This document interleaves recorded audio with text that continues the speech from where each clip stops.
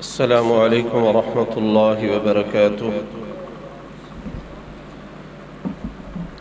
الحمد لله. إن الحمد لله نحمده ونستعينه ونستغفره ونعوذ بالله من شرور أنفسنا ومن سيئات أعمالنا. من يهده الله فلا مضل له ومن يضلله فلا هادي له، وأشهد أن لا إله إلا الله وحده لا شريك له، وأشهد أن محمدًا عبده ورسوله. أما بعد فإن خير الحديث كتاب الله، وخير الهدي هدي محمد صلى الله عليه وسلم، وشر الأمور محدثاتها، وكل محدثة بدعة، وكل بدعة ضلالة، وكل ضلالة في النار. اللهم صل على محمد وعلى آل محمد كما صليت على إبراهيم وعلى آل إبراهيم إنك حميد مجيد. اللهم بارك على محمد وعلى آل محمد كما باركت على إبراهيم وعلى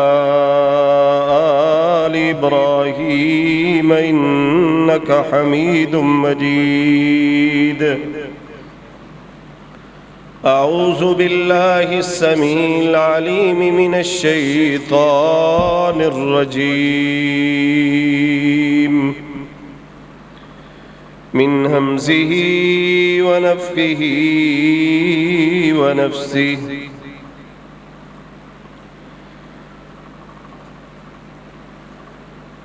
هو الذي أرسل رسوله بالهدى ودين الحق ليظهره على الدين كله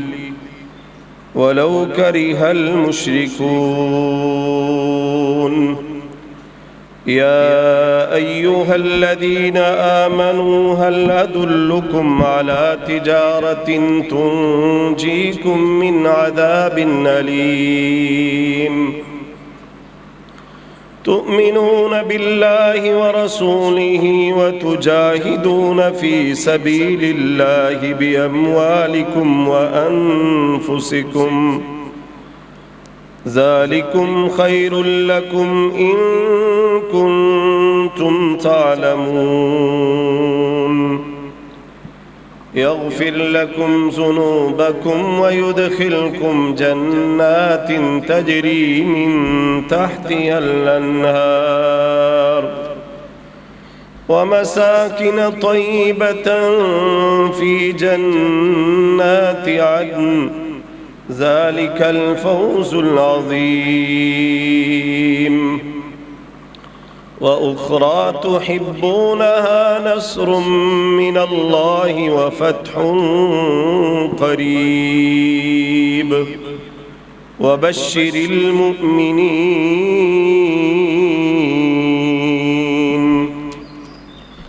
وقال تعالى: إن الله يحب الذين يقاتلون في سبيله صفا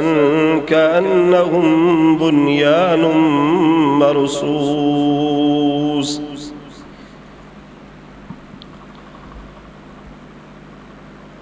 تمام تعریفات،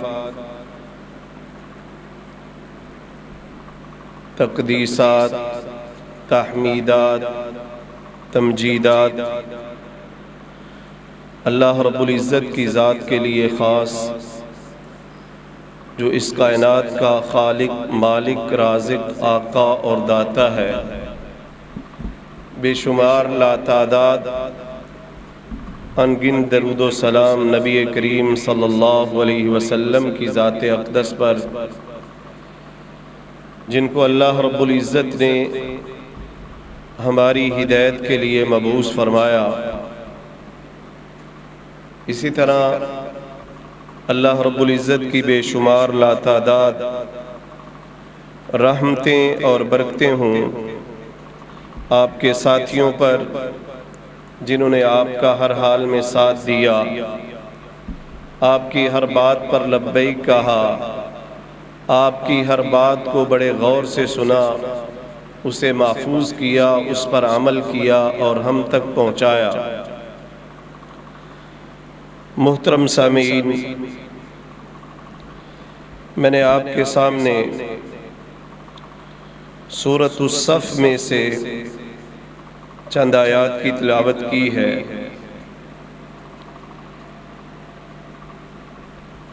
صف کا مطلب ہوتا ہے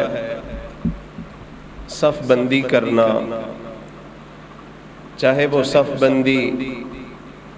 نماز کے لیے کی جائے، جماعت کے لیے کی جائے، یا صف بندی جہاد کے لیے کی جائے اور کافروں اور مشرکوں کے مقابلے میں سارے مسلمان ایک ہی صف میں کھڑے ہو کر ان کافروں اور مشرکوں کا جواب دیں، ان کا مقابلہ کریں، اور اللہ رب العزت جو اس کے دین کے لیے صف بندی کرتے ہیں، صف بناتے ہیں، اکٹھے ہوتے ہیں، کافروں کے ساتھ مقابلہ کرتے ہیں، لڑتے ہیں، ان لوگوں سے محبت کرتا ہے، جیسا کہ رب تعالی نے فرمایا، ان اللہ یحب الذین یقاتلون فی سبیلہ صفا، بے شک اللہ تبارک و تعالی ان لوگوں سے محبت کرتا ہے جو لوگ یقاتلون فی سبیلہ صفا، جو اس کے راستے میں صف بنا کر قتال کرتے ہیں، دشمن سے لڑتے ہیں، مقابلہ کرتے ہیں، جہاد کرتے ہیں۔ کأنہم بنیان مرصوص، وہ صف کیسی بناتے ہیں، ان مجاہدین کی صف کیسی ہوتی ہے، گویا کہ وہ سیسا پلائی ایک دیوار ہے مضبوط۔ اللہ ایسے لوگوں سے کیا کرتا ہے؟ محبت کرتا ہے۔ آپ سب کو معلوم ہی ہے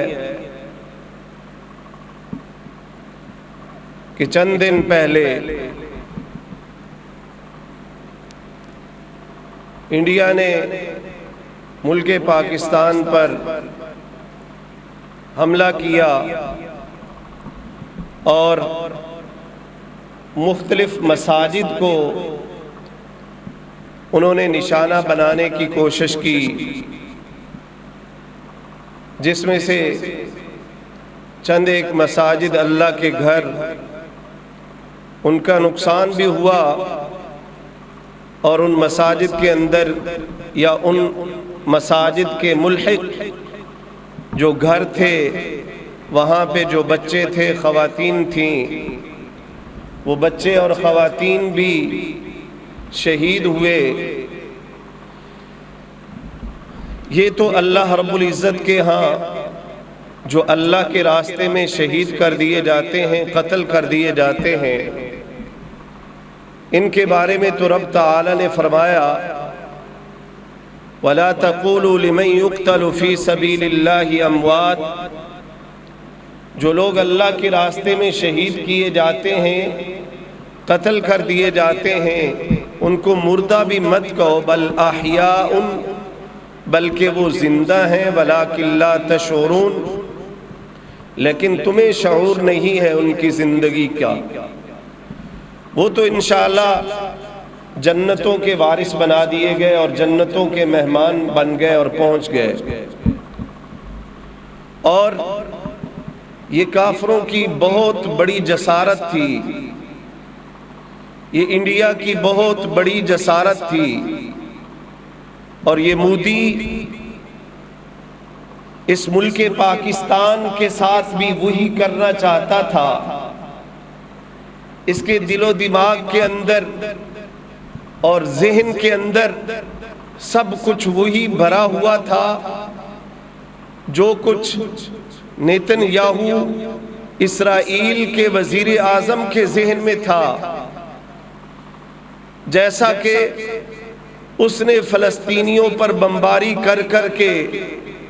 1.5-2 سال سے ان کا قتل عام کیا، اس ملک فلسطین کو گویا کہ ایک دفعہ اس نے دنیا کے نقشے سے مٹا دیا اور مٹانے کی کوشش کی،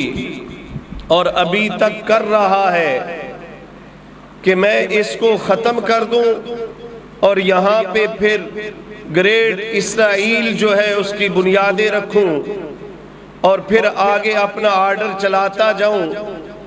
مسلم ممالک کو ایک ایک کر کے ختم کرتا جاؤں، جیسا کہ اس نے پلان بنایا تھا اور وہ کر رہا ہے۔ ایسا ہی اس کا دوست مودی، اس کا معاون ساتھی اور مددگار،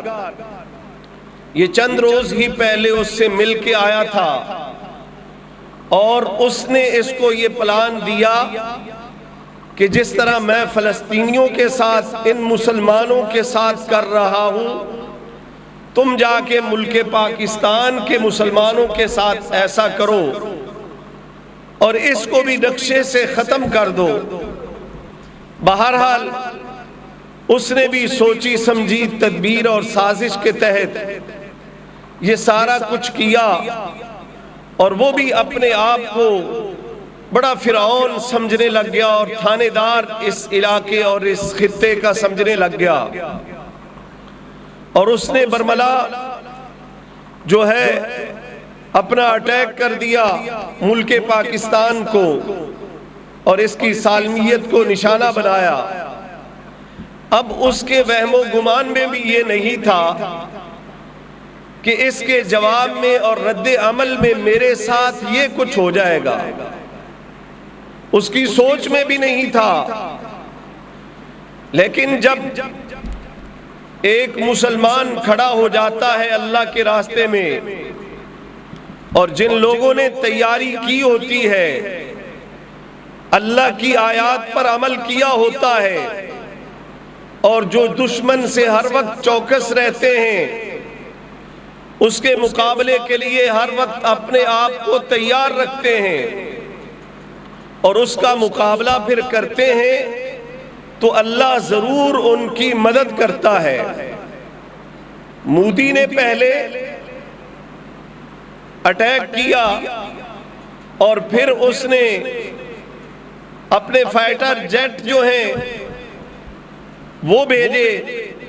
تاکہ یہ حملہ آور ہوں اور پاکستان کو خاصا نقصان پہنچایا جائے، اس کا خاتمہ کیا جائے۔ بہرحال اللہ کی توفیق سے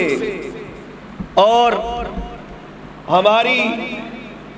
عسکری قیادت کی تیاری سے اور افواج پاکستان کی تیاری سے ان کا خوب منہ توڑ ان کو جواب دیا گیا، اور ان کے جو جنگی فائٹر تھے رافیل، جس کو اس نے بڑے مہنگے داموں خریدا ہوا تھا، اور اس کو ان رافیل طیاروں پر بڑا مان تھا، اور وہ دعویٰ بھی کر چکا تھا کہ 2019 میں ہمارے پاس رافیل طیارے نہیں تھے، اس لیے ہمارے جنگی طیارے کو گرا دیا گیا، اور ابھی نندن اس کو جو ہے قید کر کے چائے پلا کے آرام سکون سے بھیج دیا گیا۔ تو اس نے کہا کہ اب ہم رافیل طیارے خریدیں گے اور مسلمان اس ملک پاکستان پر حملہ آور ہوں گے۔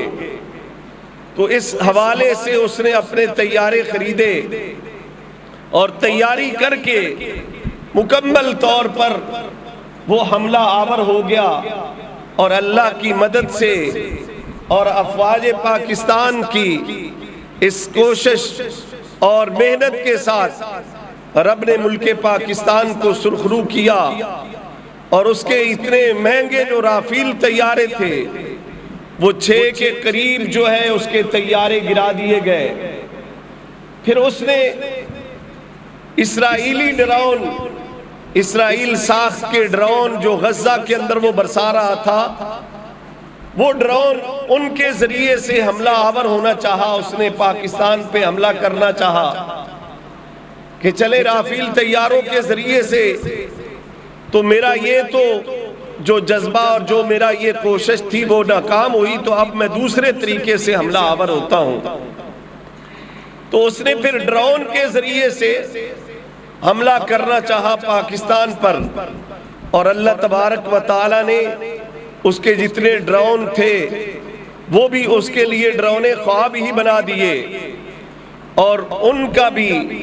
خوب صفایا کر دیا گیا۔ پھر ملک پاکستان کی افواج نے اس کو جواب دیا کہ اب ہم تجھے جواب دیتے ہیں اور دیں گے، اور ایسا جواب دیں گے کہ تمہاری نسلیں بھی یاد رکھیں گی، اور یہ انشاءاللہ مرتے دم تک یہ بھی اور اس کی نسلیں بھی یاد رکھیں گی کہ کیسا مجھے کرارا اور کیسا بہترین انہوں نے مجھے جواب دیا ہے۔ افواج پاکستان نے جواب دیا، اس کے اندر انہوں نے بہت ساری چیزیں جو نبی کریم صلی اللہ علیہ وسلم کی سنت اور طریقے کے مطابق لیں۔ پہلا تو اس کا نام بھی قرآنی آیت کے اس ٹکڑے پہ رکھا، کأنہم بنیان مرصوص، گویا کہ وہ ایک مضبوط سیسا پلائی دیوار ہے، عمارت ہے، گویا کہ یہ نام رکھا، اور نام رکھ کے قرآنی آیات سے یہ نام رکھا، اور پھر قرآنی آیات سے نام رکھ کر اس حملے کی ابتدا بھی کب کی اور کیسے کی، یہ سنت کے مطابق صحیح بخاری کے اندر ہے۔ رسول کریم صلی اللہ علیہ وسلم خیبر پر جب حملہ آور ہوئے، وہاں پہ یہود تھے، خیبر پر آپ لشکر لے کر پہنچے تو آپ نے رات کے وقت حملہ نہ کیا، بلکہ آپ نے فجر کی نماز اندھیرے میں پڑھائی، اور فجر کی نماز پڑھانے کے بعد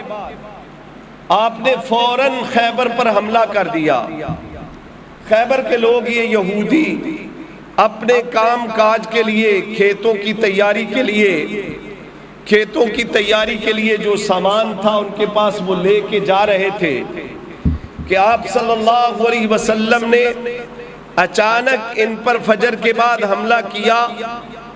تو ان کے پاؤں لڑکھڑا گئے، اور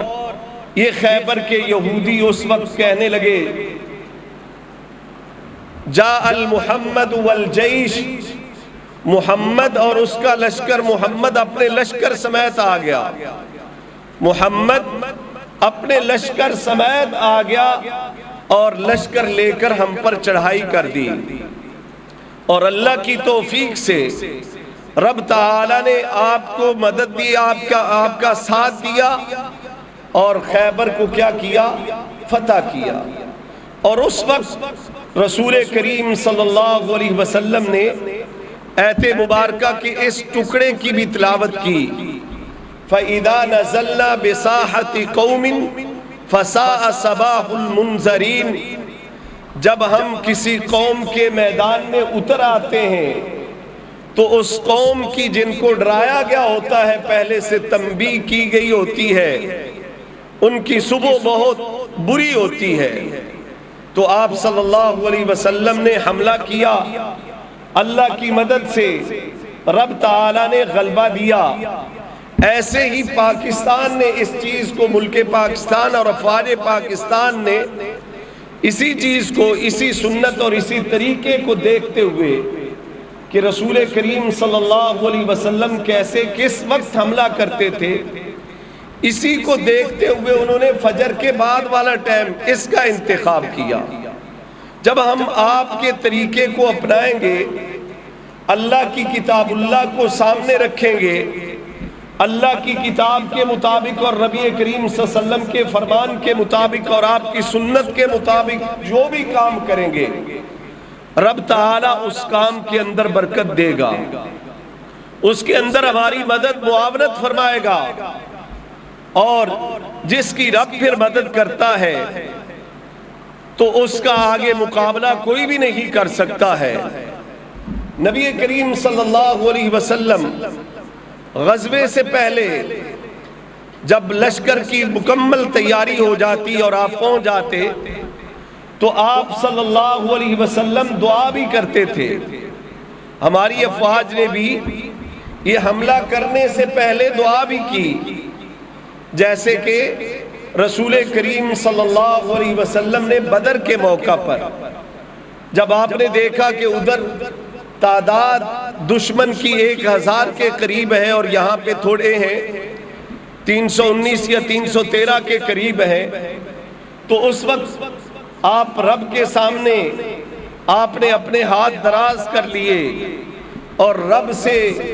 گڑ گڑا کے دعائیں کرتے رہے اور رب سے کہتے رہے، مالک اگر یہ چھوٹی سی اسلام کی جماعت،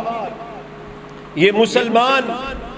اس وقت ختم ہو گئے، ہلاک ہو گئے، تو روئے زمین پر پھر کون ہوگا جو تیرا نام لے گا؟ اے مالک ہماری مدد فرما۔ نبی کریم صلی اللہ علیہ وسلم مسلسل یہ دعا کرتے رہے، حتیٰ کہ ابو بکر صدیق رضی اللہ تعالی عنہ آئے۔ ابو بکر صدیق رضی اللہ عنہ آئے اور آپ صلی اللہ علیہ وسلم کی چادر آپ کے کندھوں سے گر چکی تھی، وہ آپ کے ساتھ پیچھے سے لپٹ گئے اور انہوں نے کہا کہ یا رسول اللہ بس کر دیجئے، آپ نے جو رب سے مانگ لیا ہے، جو رب سے آپ کے رب نے آپ سے وعدہ کر لیا ہے، تو رب اپنے وعدے کو پورا کرے گا، رب اپنے وعدے کو پورا کرے گا اور آپ کی ضرور مدد کرے گا۔ تو رسول کریم صلی اللہ علیہ وسلم کی اس طریقے کے مطابق آپ صلی اللہ علیہ وسلم نے دعا کی اور فرمایا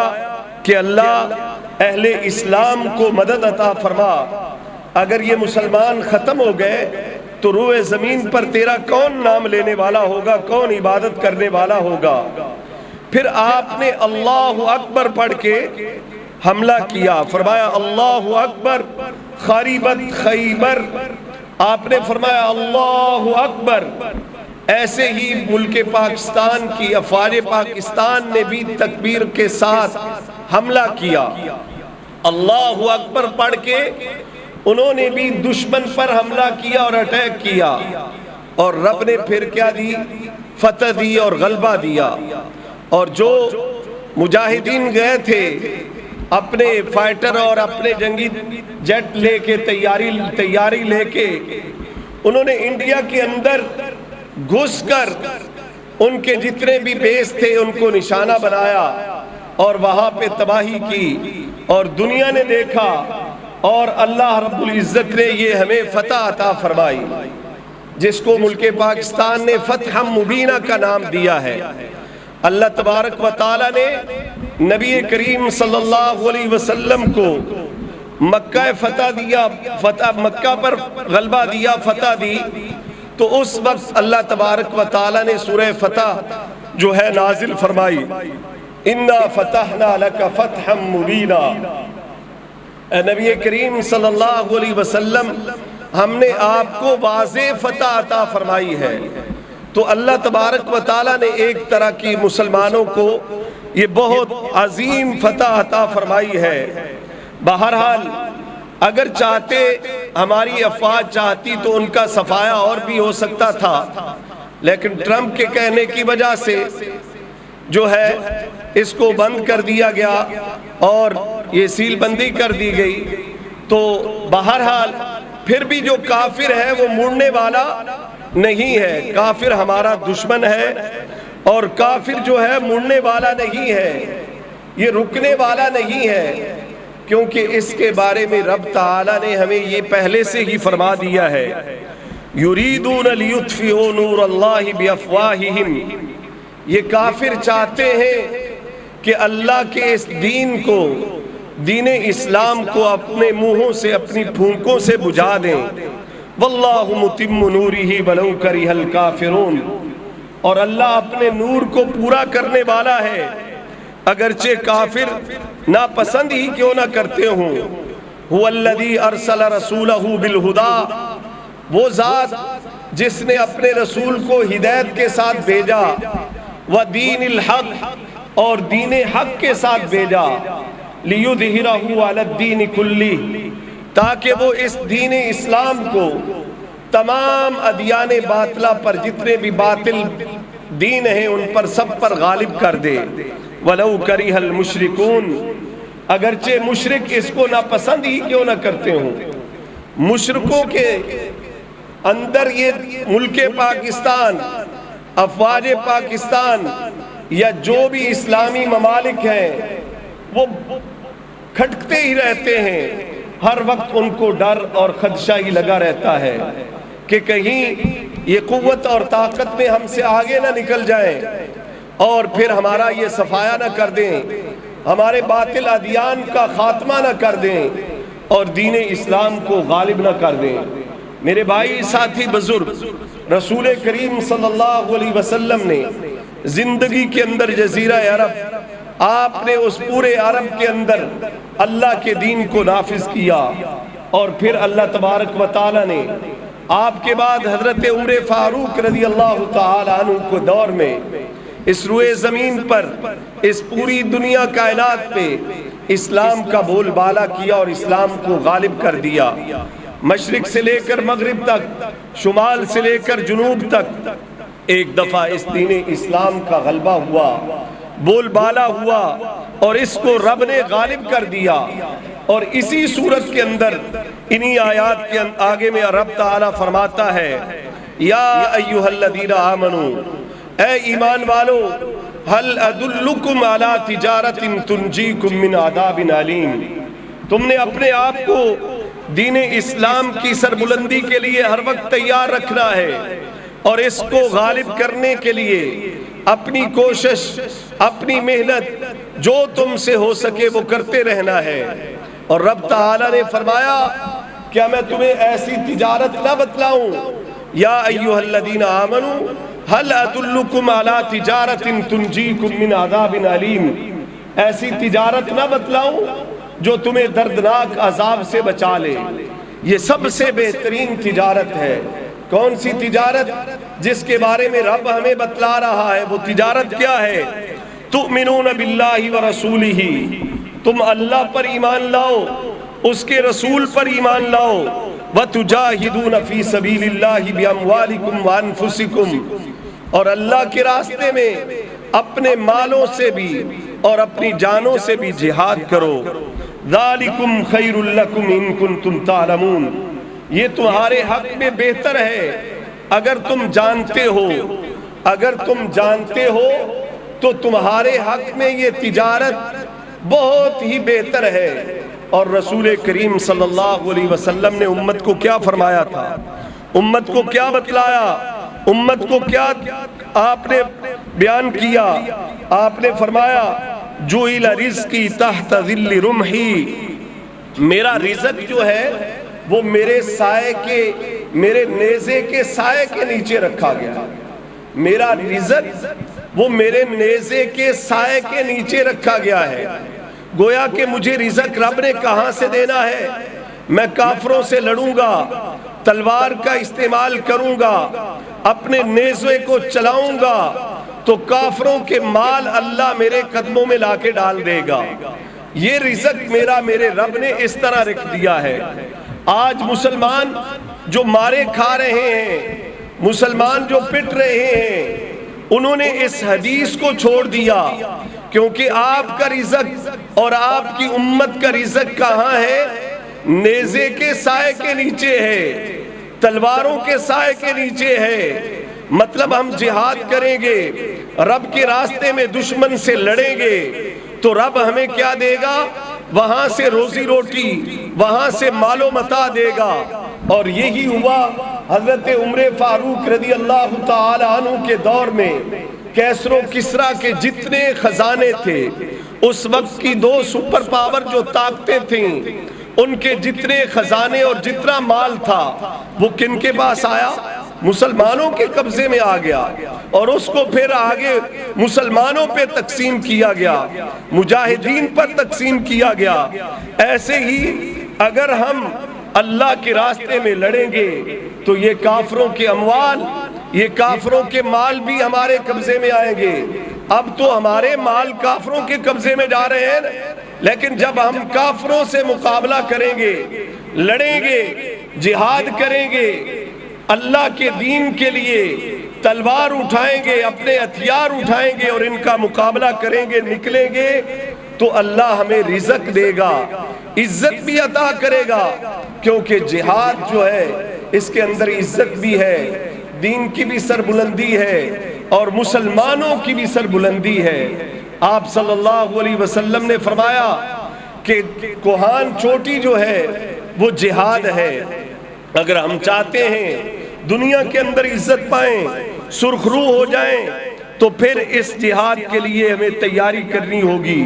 اور کافروں کا مقابلہ کرنا ہوگا۔ ہمیں روزی روٹی بھی ملے گی، سب کچھ ملے گا۔ آپ نے دیکھا امریکہ کتنا اسلحہ، کتنے ہتھیار وہ افغانستان کے اندر کتنا جدید سے جدید اپنا اسلحہ اور ہتھیار چھوڑ کے یہاں سے بھاگا۔ وہ افغانی اپنی زندگی میں اگر کمائی کرتے رہتے اور خریدنا چاہتے تو وہ اتنا خرید نہیں سکتے تھے جتنا ان کو جہاد کی بدولت اللہ نے دے دیا۔ یہ سارے خزانے مسلمانوں کے کنٹرول میں آ جائیں گے اگر مسلمان رسول کریم صلی اللہ علیہ وسلم کے اس فرمان پر عمل کر لیں گے۔ آپ نے فرمایا جُعِلَ رِزْقِي تَحْتَ ظِلِّ رُمْحِي وَجُعِلَ الذِّلَّةُ وَالصِّغَارُ عَلَى مَنْ خَالَفَ أَمْرِي۔ میرا رزق تو میرے نیزے کے سائے کے نیچے رکھا گیا ہے، اور ذلت اور رسوائی اس انسان کے لیے اور ان لوگوں کے لیے بنا دی گئی ہے جو میرے اس کام کی مخالفت کرتے ہیں۔ یعنی جنہوں نے مخالفت کی، میرے اس کام کی، میرے اس حکم کی مخالفت کی، اللہ نے بھی قتال کرنے، جہاد کرنے کا حکم دیا، اور رسول کریم صلی اللہ علیہ وسلم نے بھی حکم دیا، اور جس قوم نے اس کو چھوڑ دیا، آپ کی مخالفت کی، آپ صلی اللہ علیہ وسلم نے کیا فرمایا؟ وہ قوم ذلت و رسوائی اس کا مقدر بن جائے گی۔ آج جن لوگوں نے اس جہاد کی تیاری کو چھوڑا فلسطین کے اندر اور عربوں کے اندر، آج ان کی حالت دیکھ لیجئے۔ اور اگر ہم مزید اس کی تیاری نہیں کریں گے مسلمان، تو آنے والے دن اور حالات بڑے ہی سخت ہو جائیں گے۔ پھر ایسا نہ ہو کہ کہیں ذلت و رسوائی ہمارا مقدر ہی ہمیشہ ہمیش کے لیے نہ بن جائے۔ اور اگر ہم عزت چاہتے ہیں، اپنی بھی سربلندی چاہتے ہیں، دین اسلام کی بھی سربلندی چاہتے ہیں، تو پھر اس کے لیے ہمیں ایک ہی صف میں سب کو کھڑے ہو جانا چاہیے۔ ایسا کہ رب تعالی فرماتا ہے قاتل المشرکین کافۃ کما یقاتلونکم کافہ، ان مشرکوں کے ساتھ سارے مل کر لڑو جس طرح کہ وہ سب تمہارے ساتھ مل کر لڑ رہے ہیں۔ یہ امریکہ، اسرائیل، یہ انڈیا، یہ جتنے کافر ہیں، یہ سارے الکفر ملت واحدہ، کفر ایک ہی ملت ہے، سارے ایک ہی ہیں، سارے اکٹھے ہیں، لیکن مسلمان اب الگ الگ ہوئے پھرتے ہیں۔ اور یہی وجہ ہے،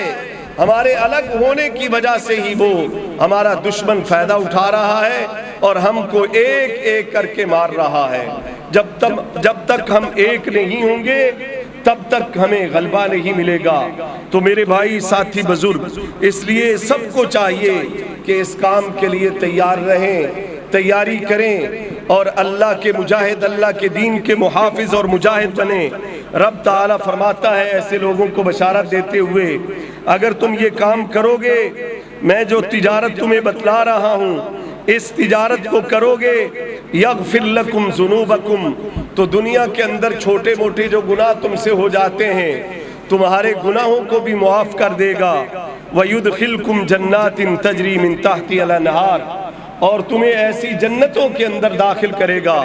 جس کے نیچے نہریں بہتی ہیں، وَمَسَاكِنَ طَيِّبَةً فِي جَنَّاتِ عَدْنٍ، اور عمدہ اور اعلیٰ قسم کے گھروں کے اندر جو جنت ہمیشہ کی جنتیں ہیں، ان کے اندر عمدہ اور اعلیٰ قسم کے محلات کے اندر تمہیں ٹھکانہ دے گا۔ ذَلِكَ الْفَوْزُ الْعَظِيمُ، یہ بہت بڑی کامیابی ہے، یہی اصل اور سب سے بڑی کامیابی ہے۔ میرے بھائی، ہمارا مشن تو اصل یہ ہے کہ ہم اللہ کے دین کے لیے اپنے آپ کو ہر وقت تیار رکھیں۔ ایک مسلمان، ایک مومن جس کے بارے میں رب تعالیٰ فرماتا ہے ان اللہ اشترى من المؤمنین انفسهم واموالهم بان لهم الجنہ، کہ اللہ نے مومنوں سے ان کی جانیں اور ان کے مال جنت کے بدلے خرید لیے ہیں۔ یقاتلون فی سبیل اللہ، وہ اللہ کے راستے میں لڑتے ہیں، کافروں کو قتل کرتے ہیں اور خود شہادت کے درجے پہ فائز ہو جاتے ہیں۔ یہ اللہ کا وعدہ ہے، یہ اللہ نے مومنوں کے ساتھ سودا کیا ہے۔ فَاسْتَبْشِرُوا بِبَيْعِكُمُ الَّذِي بَایَعْتُمْ بِهِ، یہ رب نے وعدہ کیا ہے کہ جو مومن، جو مسلمان اپنی جان اپنا مال میرے حوالے کر دیتا ہے، میرے سپرد کر دیتا ہے، تو میں اس کو جنت کا وارث بنا دیتا ہوں۔ یہ میرا اس بندے کے ساتھ وعدہ ہے، اور یہ وعدہ تورات کے اندر بھی، انجیل کے اندر بھی، قرآن کے اندر بھی ہے۔ اور رب فرماتا ہے یہ جو سودا میرے سے کر لیتے ہیں، یہ سودا کرنے والے لوگوں کو اس سودے پہ خوش ہو جانا چاہیے، اور یہ بہت بڑی کامیابی ہے، سب سے بڑی کامیابی یہی ہے۔ ہم سب کی زندگی کا مقصد یہاں پہ یہ نہیں ہے کہ ہم کھا لیں پی لیں، آرام سکون سے آرام کر لیں، سو جائیں، یہ کوٹھیاں بلڈنگیں بنا لیں۔ ہماری زندگی کا اصل مقصد یہ ہے کہ ہم دین کو غالب کریں، دین کے لیے محنت کریں، کوشش کریں، خود بھی اپنے جسموں پر بھی نافذ کریں اور اس کو آگے بھی نافذ کرنے کی کوشش کریں۔ دنیا کے اندر سے ظلم و بربریت کا خاتمہ کیا جائے، عدل و انصاف کا بول بالا کیا جائے، اور جو اللہ کا حق ہے وہ حق ان ظالموں سے لے کر دلایا جائے کہ اللہ کے ساتھ کسی کو شریک نہ ٹھہرایا جائے۔ صرف اس روئے زمین پر اللہ اکیلے کی بندگی ہونی چاہیے، یہ ہماری زندگی کا مقصد ہے۔ اور رب تعالیٰ فرماتا ہے جو اس مقصد کے لیے لڑتے ہیں تو ان کو ایک تو بشارت ہے جنت کی، وَأُخْرَى تُحِبُّونَهَا نَصْرٌ مِّنَ اللَّهِ وَفَتْحٌ قَرِیب، پھر اللہ کی طرف سے دوسری بشارت یہ ہے جس کو تم سارے پسند کرتے ہو، وہ کیا ہے؟ نصر من اللہ، اللہ کی طرف سے تمہاری دنیا کے اندر بھی مدد ہوگی، وفتح قریب، اور قریبی تمہیں فتح مل جائے گی۔ اللہ کے دین کے لیے جو قومیں اٹھتی ہیں، لڑتی ہیں، چاہے وہ تھوڑے ہی کیوں نہ ہوں، اللہ ضرور ان کی مدد کرتا ہے۔ میرے بھائی، ساتھی، بزرگ، جس طرح افواج پاکستان نے ہمارے پاکستانی بچوں کا بدلہ لینے کے لیے انڈیا کو خاموش کروا دیا اور ان کے ساتھ یہ کچھ کر دیا، ہم سب کا یہ حق اور فرض ہے کہ ہم اپنے فلسطینی بھائیوں، بہنوں، بیٹوں اور بچوں کا بھی ساتھ دیں، ان کی مدد جس طریقے سے، جس لحاظ سے ہم کر سکتے ہیں، ان کی مدد کرنا بھی ہم پر واجب اور لازم ہے۔ آج فلسطین کے اندر 5 لاکھ کے قریب وہ بھوک سے مرنے کے قریب پہنچ چکے ہیں۔ ان کی مدد کرنا یہی نہیں کہ ہم نے اپنے ملک کی حفاظت کرنی ہے، بلکہ جہاں دنیا کے اندر مسلمان رہتے ہیں ان کی حفاظت کرنا، ان کے لیے آواز اٹھانا، ان کی جس طریقے سے بھی مدد کر سکتے ہیں مدد کرنا ہم سب پر واجب ہے، لازم ہے۔ اگر ہم یہ کریں گے تو جس طرح یہاں پہ اللہ نے ہمیں مدد دی ہے، غلبہ دیا ہے، فتح دی ہے، ایسے ہی وہاں پہ بھی اللہ رب العزت ہمیں سرخرو کریں گے اور غلبہ دیں گے اور عزت دیں گے اور اسلام اور مسلمان غالب آئیں گے۔ اللہ رب العزت سے دعا ہے کہ اللہ تبارک و تعالی صحیح معنوں میں ہم سب کو اسلام کو سمجھنے، اس پر عمل کرنے، اسے آگے پہنچانے اور اسلام کا بول بالا کرنے کے لیے محنت اور کوشش کرنے کی توفیق عطا فرمائے۔ اقول قولی ھذا لی ولکم استغفر اللہ۔